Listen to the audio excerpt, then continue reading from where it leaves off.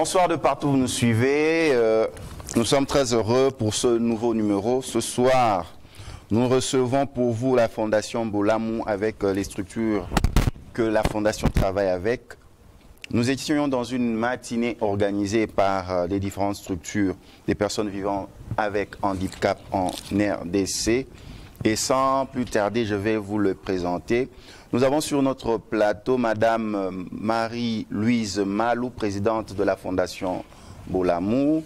Nous avons Madame Lydia Loutonadio, qui est secrétaire générale de l'Association des femmes sourdes du Congo, enseignante à l'Institut pour sourds muets de Kinshasa. Elle est aussi distributeur à base communautaire en planification familiale DBC. Nous avons aussi Madame Solange Macho, elle est interprète en langue de signes, formatrice en planification familiale. Nous avons aussi Madame Aziza Foura, formatrice en planification familiale. Nous avons Madame Rose Makonda, formatrice en planification familiale. Nous avons Madame Rose Lotafé Bokonde, présidente nationale de l'Association des femmes sourdes, distributeur à base communautaire en planification familiale. Nous avons Madame Marie-France Chipakachi, doctorant à l'Université de Kinshasa, ainsi que distributeur à base communautaire en planification familiale. Nous avons Madame Kapinga, qui est infirmière à un distributeur à base communautaire en planification familiale et présidente AFEA. Je pense que nous n'avons oublié personne. Le nom de madame qui est en train de nous signer à côté, très chers téléspectateurs, vous ne la voyez pas parce qu'elle est l'héros dans l'ombre. Nous allons commencer. Madame, nous vous avons retrouvé ici dans ce cadre du musée national, dans le cadre du mois de la femme, et vous avez associé aussi cet événement avec la planification familiale. Est-ce que vous pouvez faire comprendre aux téléspectateurs pourquoi nous sommes là dans cette matinée? Merci beaucoup pour la question. En fait, c'est toujours dans le cadre de notre projet d'appuyer les personnes avec handicap dans la formation sur la planification familiale que nous nous sommes retrouvés ici.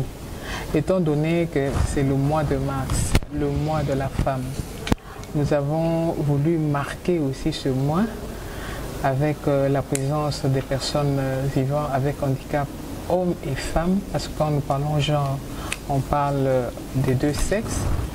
Et en même temps, pour clôturer ce projet, il était question de remettre des supports pédagogiques au DBC sourd, les recueils des signes, parce qu'il y a des signes appropriés en matière de santé sexuelle reproductive. Nous avons fait la recherche avec les sourds, ils ont développé des signes appropriés que nous avons synthétisés dans un recueil qui vont utiliser pour sensibiliser leurs pairs sourds. En ce qui concerne les DBC PVH visuels, il était question aussi de prévoir des recueils en braille. Nous n'avons pas eu les moyens suffisants. On s'est contenté d'enregistrer et de leur donner du matériel pédagogique qu'ils pourront utiliser sous forme de speaker et avec un flash pouvoir utiliser les leçons qu'on a enregistrées, les matières enregistrées pour sensibiliser les PVH visuels, c'est-à-dire les personnes aveugles et les personnes malvoyantes. Très cher téléspectateurs, si vous nous prenez le cours, nous sommes avec la Fondation Bolamou. Nous allons aller directement chez Madame Rose Lotafé Bokonda, qui est présidente nationale de l'Association des femmes sourdes, pour qu'elle nous explique quel a été le bénéfice pour leur structure de participer à cette matinée concernant le mois de la femme, concernant la planification. Madame Rose, si elle peut nous répondre. Aujourd'hui, il y a les grandes formations des sourds, des aveugles, des albinos, des différentes personnes handicapées pour la sensibilisation, pour les handicapés d'être travaillés, d'être autonomes, d'être forts.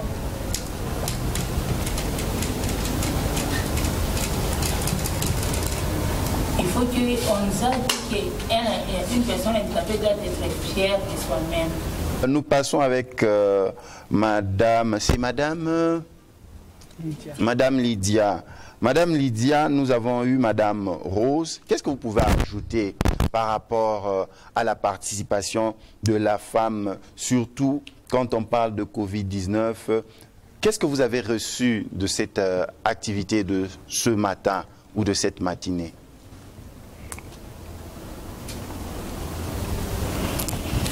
Merci pour la parole. Bon, la participation d'aujourd'hui avait un objectif, c'est bon, le partage de support, parce que la fois passée, nous avions été formés sur la planification familiale. Hein? Sur la planification familiale à l'intention de la personne en situation de handicap. Alors, après la formation, nous avons passé à une deuxième étape, c'était la sensibilisation. Après la sensibilisation, c'était l'offre des services. Et aujourd'hui, nous sommes ici pour recevoir le support. Alors avec ce support, ça va nous aider dans notre travail de DPC comme étant, c'est-à-dire un aide-mémoire. Avec ça, on aura la facilité de bien travailler. Aussi, les aveugles aussi ont reçu aussi leur support. Madame Aziza Foura, dans ce support, qu'est-ce que nous retrouvons? Parce que nous entendons parler de support qui va aider à la planification familiale dans plusieurs approches. Mais qu'est-ce que l'on retrouve dans ce support-là? Et je pensais même retrouver ce support sur le plateau de notre magazine. Oui, merci beaucoup vraiment.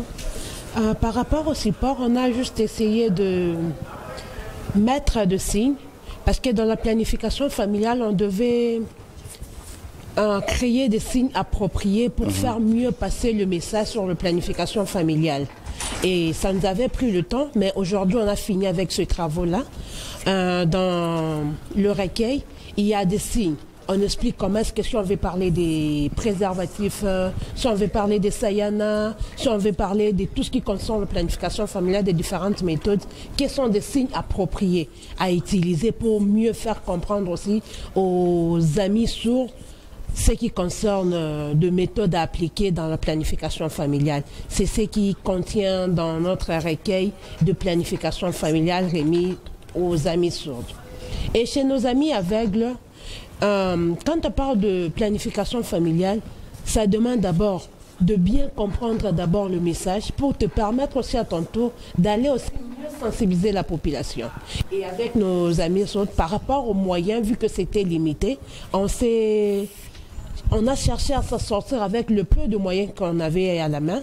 On a acheté de petits radios et avec de flashs, on a fait des enregistrements sur la planification familiale. On nous a remis pour nous permettre maintenant de commencer à écouter afin de capter et de comprendre ce qu'on les enseignait, afin de transmettre aussi aux clients, aux autres PVH qu'ils vont croiser en route.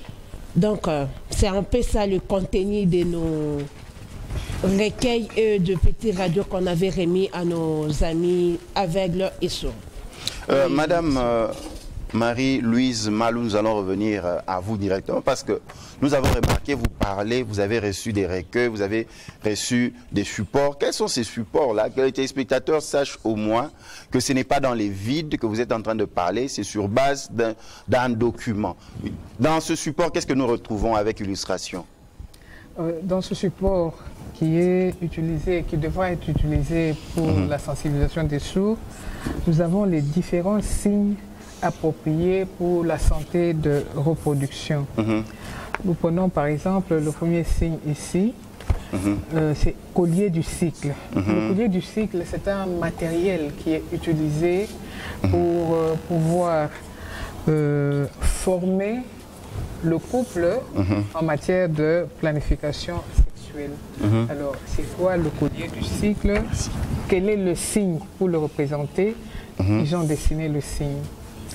Le col utérin, les consultations cliniques, donc tous les signes appropriés qu'on retrouve dans la matière de formation sur la santé sexuelle reproductive, nous avons repris ici. Compte tenu du temps, il était disponible, il y a plus ou moins 150 signes ici dedans. Là maintenant que ça va demander, vous rentrez dans les écoles de formation pour former, ajouter cela dans les langues de signes pour qu'on puisse faire passer le message. Tel que c'est fait ici, ce sont les sourds eux-mêmes qui ont trouvé le signe, qui l'ont dessiné et qui nous ont montré à nous entendants, interprètes, comment il faut formuler. Donc, en fait, ce n'est pas un projet que vous leur avez imposé, c'est eux-mêmes. Non, c'est eux-mêmes. Donc, ils ont reçu le premier groupe, les formateurs, c'était des entendants, entre autres Solange a suivi cette formation, elle est interprète. Maintenant, pour former les DVC, ce sont les interprètes qui ont d'abord associé les sourds au vocabulaire nouveau, pour leur dire, voilà les termes qu'on trouve au niveau de cette formation. Comment est-ce qu'on peut vous expliquer cela? Comment on peut transmettre cette matière? Et en expliquant chaque mot et chaque phrase, ils ont pu retenir et dire, bon, vous expliquez tel mot, voilà le signe que nous pouvons donner. Parmi eux, il y a des dessinateurs, il y en avait deux. Ils se sont mis à dessiner les différents signes. Bon, on a d'abord scanné page par page, c'est-à-dire un signe par page. Ils ont dit c'est bien, mais c'est épais, c'est plus ou moins 150 pages, c'est beaucoup pour les sourds de pouvoir feuilleter comme ça 150 pages et retenir. Et ils ont alors regroupé, ils ont fait une mise en page appropriée avec à peu près 12 signes par page. 12 signes par page, voilà. C'est plus facile à lire et comme ça, lors d'une formation dans les différentes écoles ou dans les différentes associations, ils vont utiliser ce fascicule et les sourds vont comprendre facilement de quoi il s'agit en planification familiale.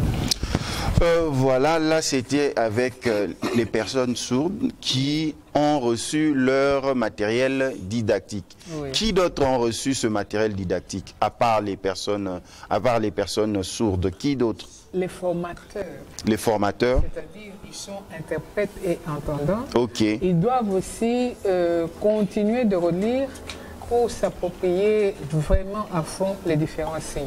Parce que pour assurer cette formation aux autres sourds, on a de temps en temps besoin de l'appui de l'interprète.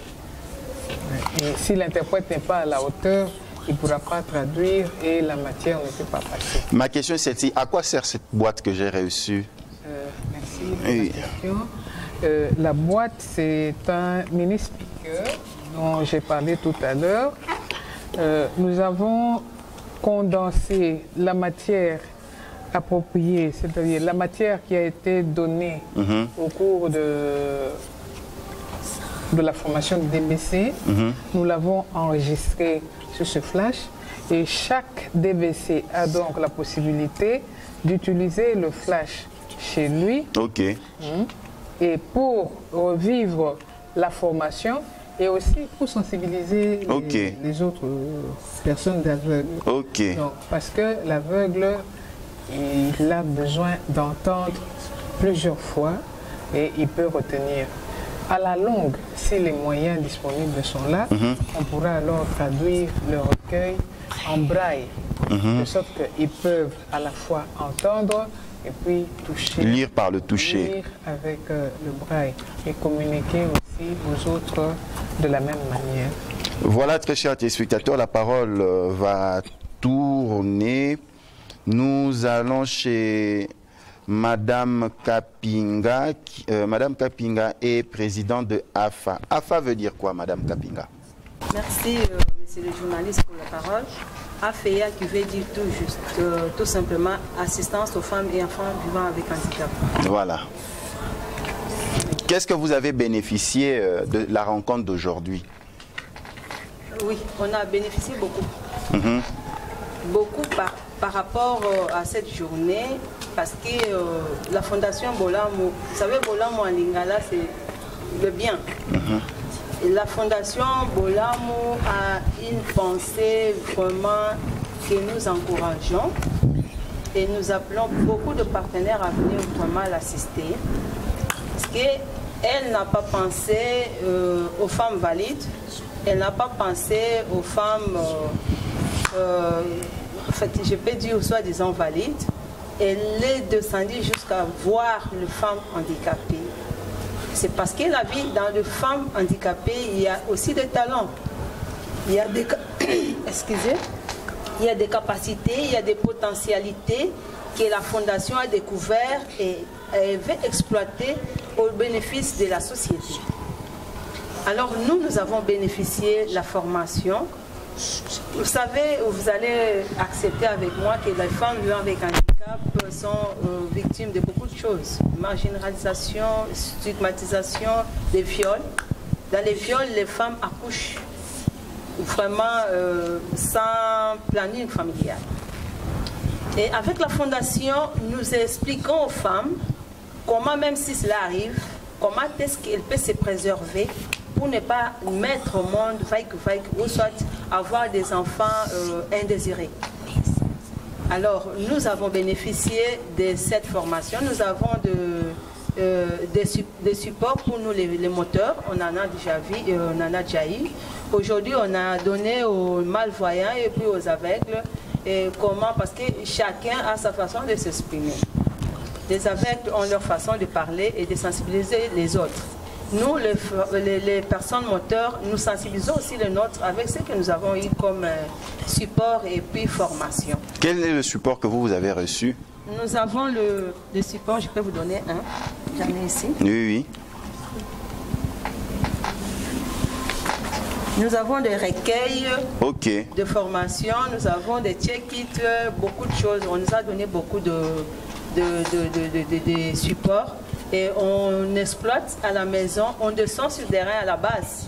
Parce que la base, c'est les femmes-là qui traînaillent, qui sont en train de traînailler par-ci, par-là, être engrossées d'une façon peut-être indésirée ou bien non volontaire de ces femmes-là.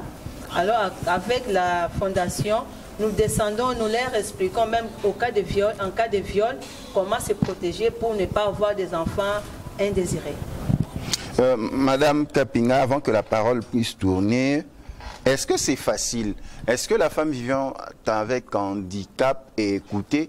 Est-ce que cette femme-là, aujourd'hui, avec tout ce que vous menez comme activité pour la soutenir, pour qu'elle connaisse ses droits, pour qu'elle connaisse ses droits en planification familiale, pour qu'elle sache se protéger, est-ce qu'aujourd'hui on peut dire que cette femme est en train de comprendre le travail que vous êtes en train de faire pour elle? Bien sûr. Nous sommes là pour ça. D'ailleurs, le thème de notre mois ici, parce qu'on est là, on parle aussi du mois de la femme. Quand on parle de l'autonomisation de la femme, il faut que la femme elle-même s'accepte. Vous savez, quand on n'accepte pas d'abord sa condition, ça devient compliqué.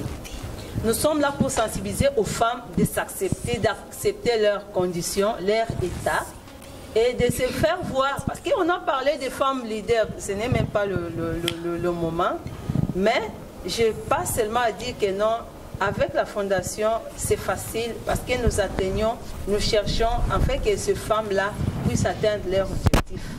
Une femme vivant avec handicap, si elle ne fait rien, elle ne peut pas être utile. Quand on parle de la femme leader, elle doit d'abord s'accepter. Si vous n'acceptez pas ce que vous êtes, vous ne pouvez pas avancer. C'est-à-dire que vous vivez dans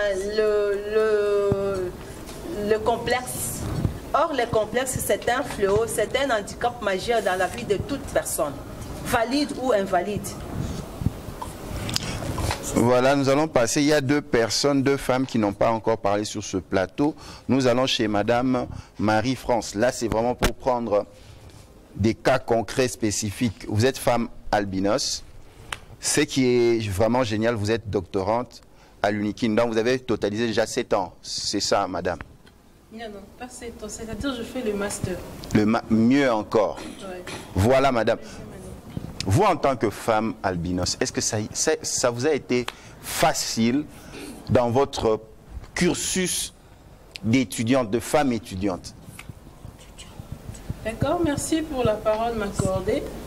Dorénavant, qu'il me soit d'abord permis de remercier la Fondation Bolamu ainsi que ses partenaires, notamment UNFP ainsi que PNCR, de m'avoir permis d'abord moi pour venir participer, bénéficier de la formation en ce qui concerne la planification familiale. Et ce message-là, je l'ai aussi relayé à ma base, dans ma communauté, ma famille, c'est-à-dire des personnes vivant aussi avec albinisme comme moi. Par rapport à votre question, c'est pas facile. Ça n'a pas été facile. Mais comme on dit que lorsqu'on mérite, on a sa place. Vous voyez, nous, les personnes vivant avec albinisme, ce qui fait qu'on ne puisse pas propulser, c'est parfois la méfiance, le fait de ne pas s'accepter comme madame venait de dire. C'est la méfiance. Mais lorsqu'on a foi en soi, lorsqu'on a le courage, on arrive. En étudiant, j'ai été obligée personnellement de faire mieux que les autres. C'est-à-dire que ce que les autres pouvaient faire à 100%, moi je devais le faire à 300%. C'est-à-dire, vous savez d'abord, dans le temps un peu, dans les années 2004, jusqu'à 2012, 14, 15, je n'avais pas de verre.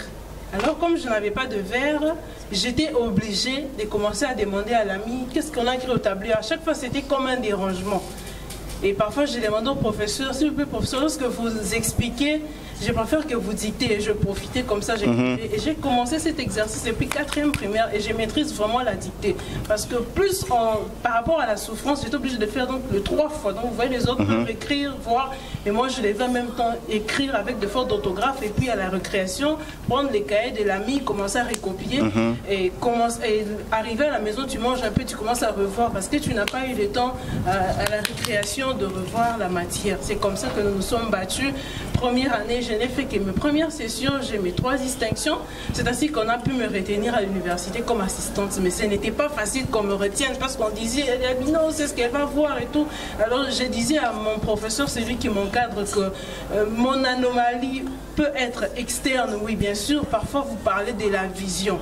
Mais tant que le cerveau fonctionne, je peux transmettre ce qui vient de mon cerveau à ceux qui m'entourent ou à mes étudiants. Et puis, j'ai quand même déjà cette capacité déjà de diriger déjà des TP, déjà des étudiants qui viennent me concerter, même en coulisses. Alors, je peux aussi le faire, je ne suis pas différente des autres. La peau, c'est vrai, les yeux, oui, c'est vrai, mais je peux lutter. C'est-à-dire, je fais 3 plus par rapport aux autres. Et je continue toujours à le faire parce que je ne vais pas qu'on me reproche, parce qu'elle ne va pas bien, parce que pour sa peau, et puis parce qu'elle est femme. Parce que nous savons déjà qu'en Afrique, la femme elle-même, c'est déjà un problème. Donc pour accepter vraiment la femme, lui laisser la place d'un leader, comme le thème de l'année sur le leadership féminin, ce n'est pas facile. Parce que le leadership, c'est le synonyme même de la chefferie, de l'hégémonie. Et la femme n'a pas accès à ça. Particulièrement les femmes albinos comme moi. C'est ainsi que c'est un combat et c'est un défi aussi à relever. Une question directe, Madame Marie-France. Vous avez déjà, à l'UNIKIN là-bas, vous avez aussi des professeurs vivant avec albinisme et des assistants et chefs de travaux, ou bien vous êtes la seule? Il y a une dame dont j'ai entendu parler, mais que je suis en train de chercher à contacter, qui est déjà chef de travaux, mais elle est en recherche en Belgique. Ok. Ouais. Donc je suis la 2e. Félicitations. Et là, nous rentrons par rapport à la planification familiale. Quel est le bénéfice? Parce que vous nous avez dit, vous avez une base, vous avez parlé à votre communauté, à la famille. D'accord. Planification elle-même veut dire l'ensemble de méthodes qui peuvent permettre à un couple ou bien peut-être à une personne vivant encore célibataire d'avoir les enfants au moment voulu. Alors ça m'a permis d'apprendre aussi d'avoir des connaissances par rapport à d'autres méthodes que moi-même personnellement j'ignorais. Et moi-même j'ai acquis cette connaissance-là parce qu'il y a aussi eu des travaux de groupe qu'on a fait lorsque nous étions en formation. Et ça nous a encore permis davantage de nous exercer et de mieux comprendre pour aller transmettre la matière à la base. Et quand nous sommes allés sur terrain, toujours par les truchements de la Fondation Bolamou, nous avons administré la méthode et selon le choix de nos clients. Les clients, c'est-à-dire la personne avec qui j'échange ou je propose les différentes méthodes. Et le suivi continue au niveau de zone de santé parce que c'est un travail un peu d'ensemble. Pour terminer cette première prise de parole, qu'est-ce que vous avez reçu, Madame Rosine Bokonda? Qu'est-ce que vous avez reçu et qu'est-ce que vous pouvez dire? Et vous vous situez où? Vous êtes femme vivant avec quel handicap, par exemple? Bon, personnellement, je ne suis pas une femme vivant avec handicap, mais j'ai eu à former des DBC. Ok, vous êtes DBC. Je suis formatrice au fait. Ok. J'ai eu à suivre une formation en tant que formatrice en planification familiale et par après j'ai eu à former des DBC dans la catégorie de albinos et de PVH moteur. Ça s'est passé comment? Comment ça se passait? C'était facile, compliqué, l'approche? Bon, l'approche... Toutes les femmes ont les mêmes besoins. Pardon? Toutes les femmes ont les mêmes besoins. En somme, oui, on peut dire ça. Parce que le PVH, c'est une catégorie mise à part. Donc, ce sont des personnes négligeables, un peu, je peux dire. Et la planification familiale, avant, le PVH n'avait pas cette connaissance-là. Et ce que la Fondation Bolamou a eu à faire, c'est de leur apporter cette connaissance-là de la planification familiale pour leur permettre de savoir comment espacer la naissance.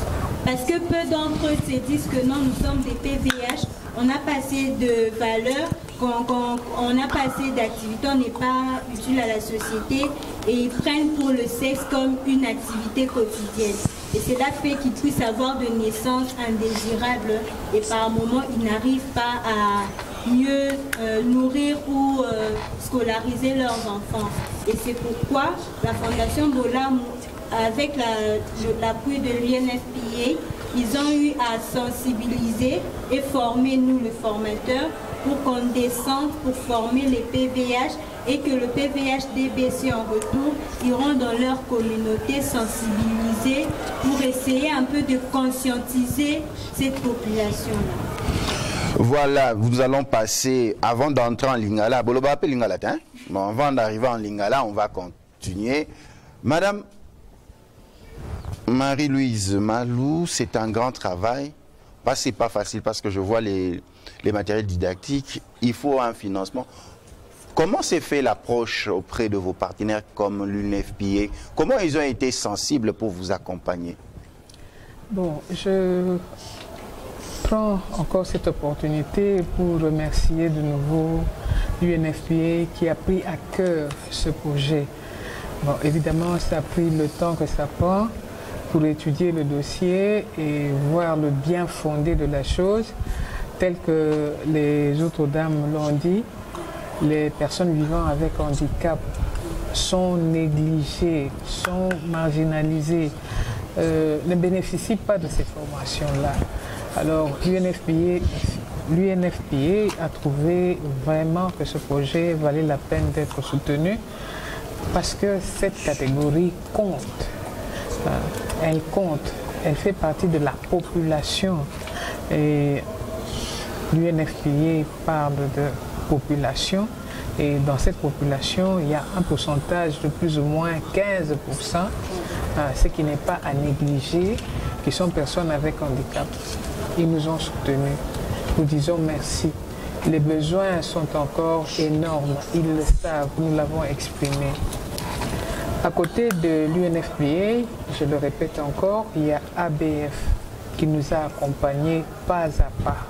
Dès le premier jour qu'ils nous ont annoncé que le projet est accepté, ils nous ont accompagnés pour les formations techniques par rapport aux procédures qui sont acceptées et tout ce qu'il y a comme exigence de la part du partenaire.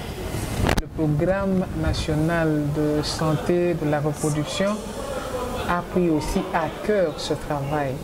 C'est une cible dont ils entendent parler de loin, mais ils ont touché du doigt la réalité. Ils ont compris le bien fondé de la chose. Parce que dans le projet, on avait écrit, nous voulons commencer par la traduction des modules en langue des signes, en braille, etc. Cela n'a pas été compris. On a dit non, ne prenez pas ça, on va faire ça après, on va faire ça après. Mais en travaillant avec nous, ils ont pu voir que c'est un travail important et nous espérons en tout cas qu'ils vont y mettre les moyens nécessaires, étant donné que les personnes avec handicap ont les mêmes droits que toute autre personne. Ce sont des droits humains. Là, nous allons chez Madame Lydia Lutonadio. Madame, vous êtes enseignante, secrétaire générale de l'Association des femmes sourdes du Congo. Nous aimerions comprendre, ça se présente comment dans votre association? Comment vous échangez? Parce qu'aujourd'hui, nous avons la femme de l'Est qui est violée, ainsi de suite. Il y a aussi la femme dans les provinces. Parce que vous êtes la secrétaire générale de l'Association des femmes sourdes du Congo. Comment vous êtes en contact? Comment vous essayez de parler de vos problèmes femmes au sein de cette structure? Merci pour la parole. Bon, au niveau de l'enseignement, il n'y a pas vraiment un grand problème parce qu'avec l'association, nous sommes liés avec l'école. Alors comme je suis là, il y a 2 fois on organise souvent des week-ends parce que comme c'est moi ici, nous avons une activité de sensibilisation à l'intention de femmes sourdes sur la planification familiale. Voilà, pour le faire, pourquoi? Parce que la plupart des femmes sourdes ne se rendent pas compte de ce fléau. Avoir des enfants, ce n'est pas un péché, mais il faut savoir élever, comment éduquer les enfants. C'est une richesse, mais quand on ne sait pas bien entretenir, c'est là alors ça devient aussi un péché. Alors nous, parce que c'est pas facile de les convaincre sur ça, mais comme nous sommes là, nous sommes des DPC, formés sur la planification familiale, on insiste là-dessus, que vous devez planifier, surtout dans cette période où la maladie ronge le monde entier, le Covid. Alors, il y a la crise. Alors, quand on ne sait pas planifier, alors il y a des risques. Tu fais des enfants en personne. Tu ne sais pas comment élever, comment en prendre soin. Voilà pourquoi dans la mendicité, il y a des sourds, même des aveugles, même dans la personne en situation de handicap, en train de mendiciter dans la rue. Non, on ne veut pas ça. Voilà, nous, comme on cible la communauté sourde, alors on insiste là-dessus. Vous devez planifier. Il y a des méthodes. On les a proposées, il y a différentes méthodes. Alors, ils sont libres de choisir quelle méthode appropriée. C'est pour les aider. C'est aussi une façon pour eux aussi d'avoir des économies. C'est aussi une façon pour eux aussi de voir la vie. Qu'est-ce qui de projets à venir, comment réaliser des grands projets. Cela ne veut pas dire que je ne vais pas avoir 10 enfants, mais si je ne sais pas en prendre en charge, non, c'est nul. Alors, je ne vais pas avoir un enfant, mais quand il est bien élevé, bien éduqué, là, c'est une réussite. Au niveau de l'école, on insiste aussi, on sensibilise au niveau de l'école parce que dans la famille, les parents ne savent pas vraiment communiquer avec les enfants sourds. Pourquoi la langue des signes? Parce que la langue des signes est une plaque moteur pour la communication de son. Alors, on en profite au niveau de l'école pour encadrer les enfants au niveau de l'école sans tabou. Parce qu'à l'âge de 12 ans, l'enfant est conscient de tout. Alors, pour éviter, parce que dans la famille ne savent pas comment communiquer avec l'enfant. Alors, nous, les sourds, je suis sourde de mon état, je suis sourde, mais je parle. Alors, par les soucis que j'ai, pour que nos enfants sourds aussi prennent un bon élan. Alors, nous sommes là pour les former. D'abord, sur les différentes méthodes contraceptives. Il y a aussi on insiste sur le préservatif. Pourquoi? Parce que le préservatif avec ça, ils se protègent doublement contre les grossesses, aussi contre les infections sexuellement transmissibles et le VIH-Sida. C'est ça notre préoccupation au niveau de l'association, au niveau de l'école.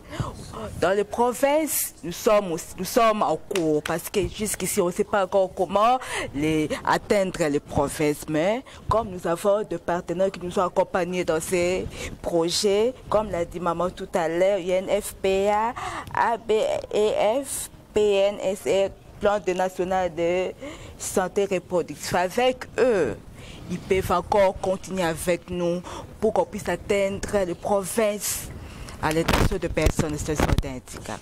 Merci. Madame Foura, vous êtes formatrice en planification familiale. Ça se passe comment? Qu'est-ce que vous rencontrez souvent? Est-ce que les personnes que vous rencontrez sont souvent réceptives? Quel genre de catégorie sociale vous rencontrez? Est-ce que les messages passent?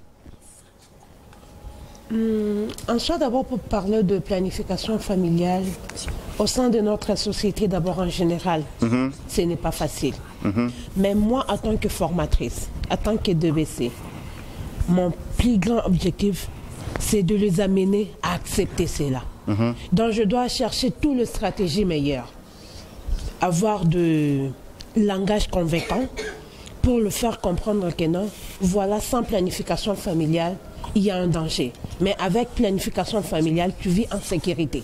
Et de ta santé, et de votre communauté, voire même de votre foyer. Et c'est plus ça, c'est que je dois avoir comme des arguments.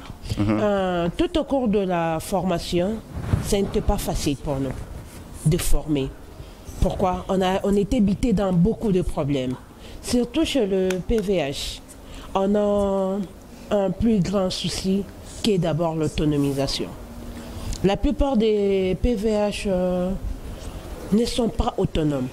Et par rapport à ça, si tu veux le former, vous devez d'abord les équiper. Parce qu'il y a un adage qui dit « ventre affamé n'a point d'oreille ». On va les appeler à la formation. Oui, c'est pour leur bien-être, c'est pour leur santé. Mais tant que dans leur poche, ils n'ont rien, quoi se vêtir, quoi payer le loyer, quoi nourrir la famille, c'est difficile d'accepter de venir suivre notre formation. Pour les convaincre d'abord, on doit d'abord chercher le minimum qui peut essayer de couvrir ses besoins primaires et afin d'accepter d'abord de venir participer. Et ça fait partie de plus grands problèmes qu'on était bité par rapport à notre formation. Et en dehors de ça aussi, il y avait eu des difficultés de déplacement, de vision chez nos amis d'abord albinos. De nature d'abord, la personne albinos est bitée de problèmes de vision. On était obligé de mettre des mécanismes sur place, de beaucoup plus parler, en accompagnant cela avec leur support, leur syllabus, pour le faciliter. Quand on va projeter, même si elle n'est pas à mesure de voir la projection, mais de faire recours à son syllabus. Tout ça, c'était toujours des stratégies qu'on avait mises sur pied afin d'atteindre notre objectif qui était de le former sur planification familiale et aussi à leur tour d'aller sensibiliser leur communauté pour équilibrer la naissance au sein de notre communauté, au sein de notre État. C'était un peu ça de difficultés qu'on avait eues, mais on a eu toujours le moyen pour surmonter cela. Tokomo ingela déjà na suka masolo na biso tozo kabola maloba etika biso ngonga muke potosi sam masolo kitoko to sola ana yambi ba mama bilombe na oezali mbula ba maman sanza ba maman oyo to bengi sanza ba maman ana République du Congo ba maman vivant avec handicap regroupé na kati ya lisanga otobengi Fondation Bolamu bayaki ko loba o etaki planification familiale na thème oyane tokaba maloba ndambu pote minute etikali moke toke pa maman Kapinga mbela nini osala na ba maman bazolando siko ba maman vivant avec handicap pour na ko rejoindre le kanisina bino na mayo etali planification familiale. Merci Mopanzi Sango pour le bao et Christina. D'abord on peut ça merci la Fondation Bolamu pour la Bolamu na bango na kotala na couche o ezali vraiment plus vulnérable o yobache Mopanzi o yobaza ba personne avec handicap napesi merci na bapartenaire na biso ya fondation ABF INSP na PNC na baza na volonté ya malamu ya koakompanye Bolamu fondation Bolamu nabeleli basi mwasi azali leader na lolenge na ye po ozala leader il faut ondimaki oza leader soki oza mwasi oyo ofandi oyebi kosala eloko te c'est-à-dire oza leader te biso tozobenga bapersone bafemme handicapée à se prendre en charge dans l'autonomisation apprendre une technologie appropriée, c'est-à-dire apprendre à fabriquer, à faire quelque chose na lolenge na yo, na coin na yo. Tolingi te basi oyo baza handicapé bafana kaka lomba lomba liboko seboni. Soki liboko ezopesa, oyo ezopesa oyo yango ndeza likolo te. Alors lolenge nini kozala maman leader. Une maman, personne ne fait avec handicap, il faut andima. Que lolenge oyo azali Nzambe atia ba potentialité lolenge moko boye oyo koki koyeba nini okoki kosala au développer yango au se faire utile dans la société. Alors les mamans ne doivent pas croiser le bras, attendre que papa sabango kaka continuer dans la mendicité, continuer à faire non Luka et loko moko sala. Ceux qui ont intellectuel Luka Msala avec la fondation toyebi ke ba projet ezali ebele. Alors biso nyonso tozali kozela kenon avec l'aide du Seigneur basi wana bako se faire utile. Alors quand tu n'acceptes pas être utile mutu pe kopesa yo lolenge nini ya kozala utile azate. Avec maman Malou akoba atala lolenge ya basi oyo parce qu'il y a beaucoup de problématiques dans les femmes handicapées. Beaucoup. Totondo botondi maman kapinga toke epai ya mwana mboka Marie-France. Mwana mboka Marie-France lobani okoloba pote to kabwana na pokwa lelo na oyo nyonso tolobi. Ça va matondo mingi mais ba téléspectateurs na ba téléspectatrices ba excusez ngai pour na osangisa mo français na moi lingala. Loba kaka. Non ça la Ozaka maman Marie-France. La nuance entre leadership féminin pour un futur égalitaire oza thème na biso ya année la planification familiale.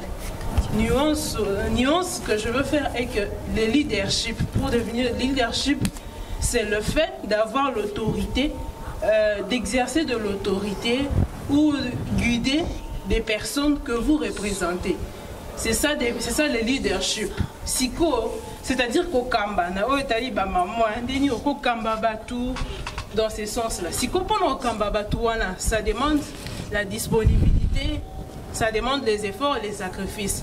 Alors une femme qui veut devenir aussi leader doit organiser sa vie. Organiser sa vie, c'est si vous êtes marié. Il faut penser à la planification familiale parce que il ne faut pas que l'enfant soit l'occasion pour vous, peut-être un frein qui ne vous permet pas pour que nos salles makambunayo et tellement nazolela, tellement nazobela, ou nous faisons qu'à charge. Donc tu commences à tu ne sais plus aller peut-être au niveau du gouvernement, tu ne sais pas peut-être présenter ton émission, tu dis pourquoi, parce qu'on a moins, il ne faut pas moins à la frein.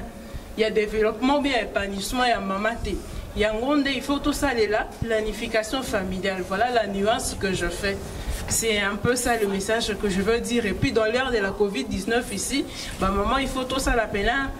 Total, parce qu'il faut regarder la situation du pays, voir que non, peut-être si j'ai beaucoup d'enfants, ça va handicaper, pas seulement Ngaïmoko, mais même l'État congolais aussi, parce que malgré la gratuité de l'enseignement, ce n'est pas tous les enfants qui bénéficient de cela. Alors il faut aussi faire attention en cette période ici, penser à la planification familiale, pour bien se développer dans ce que vous faites en tant que maman, sur le kaka, sur l'institut enseignante, sur les médecins, au salon, à l'aise, sans que non, parce que dans un bota tout ça, non, il faut penser à la planification. Totondi botondi, mon amboka Marie-France Toke, pas mon amboka Rosie Makonda, liloba ko kabwani, na masolo apoka lelo. Liloba ya bokabwani, zaka kaka Seigneur n'a pas pour appliquer la méthode de planification familiale. Kaka pour la population PVHT, mais pour la bisognos. Les êtres sont toujours le PVH. Tous balles que non, ils ont pour le PVH, ils ont pour les bisoter. Non, c'est pour tout le monde au fait. Planification, ils ont permis de bisoter autonome sur le plan financier et sur le plan peu moral.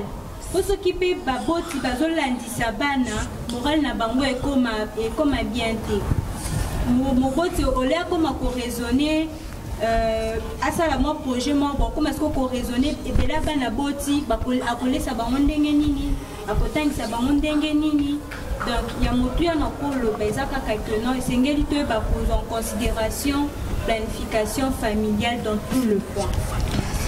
Mwana mboka Aziza Fura tokanga nini bayo balandi biso lelo na pokwa eloko na kosenga na ba mama nyonso bazolanda biso na ngonga oyo bazwa nano conscience ya état féminin na bango ozala handicapé te jwa nano conscience na yo atanki mwasi mboka na biso ezali na posa na yo osunga pays na biso tokende liboso zwa bakalito nzambe atiaki na kati na yo tiango en application mbo ekokokende mpe liboso et surtout mpona bamama na biso PVH to se conscientiser kosala mosala na kwe na yo eza malamu mais mpona tokende liboso mbangu esika ozali s'associer na baninga bocréer bacoopérative bocréer babiloko ebele et rendre ba femme veuve avec handicap ba autonome et non ba mendiante na balabala. Tokeye pa mwana mboka Lydia Lutona Dio elo nini tokoki kokanga na me nyonso tolobia na masolo na biso akokwa lelo.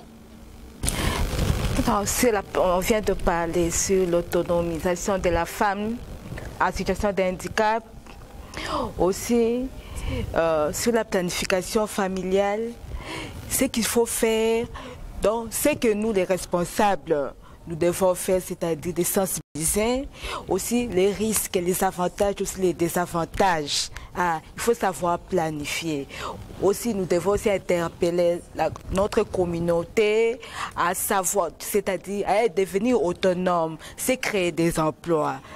Comme l'a dit tout à l'heure la maman, possible aussi créer même de produits.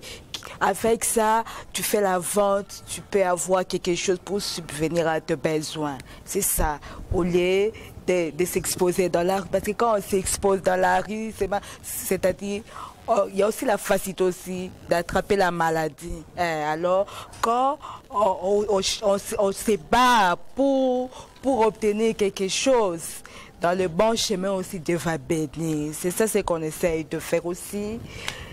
Nous sensibilisons aussi la continuité de nos projets, que ça continue toujours à l'intention de personnes en situation de handicap. C'est ça l'essentiel. Maman Marie-Louise Malou, maman Ndako, mwana mboka, oya mibiso, oya lambaki nyonso bolandi, bilubu nyonso.